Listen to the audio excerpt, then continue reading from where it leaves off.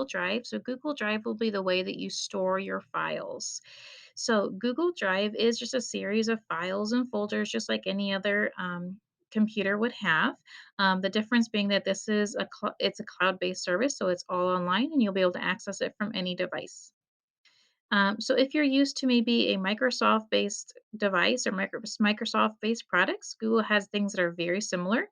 When I click on this new button up here in the upper left-hand corner, you're going to notice I have something that's called Google Docs. That's going to be the equivalent of Word. Google Sheets will be the equivalent of Excel. Google Slides will be the equivalent of PowerPoint. You'll also notice in this folder, I do have folders. So I can go ahead and create folders and add files to it in any way that I would choose. Okay.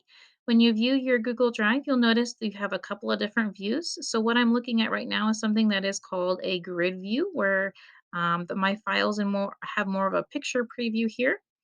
If I come click on this icon in the upper right hand corner that says list view, I can go ahead and get more of a list view.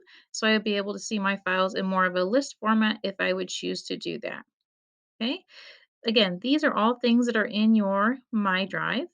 One of the best tips and tricks that can help you to kind of keep you organized is you are able to color code folders, and then you're also able to use something that's called the priority tab.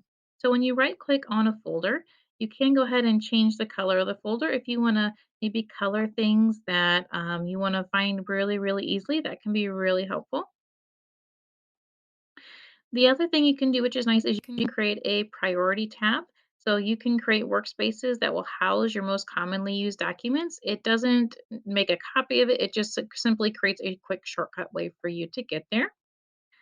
And finally, you will by default automatically have a folder in your Google Drive called Classroom. In this folder will be a separate folder for each Google Classroom that you are a part of or have been a part of.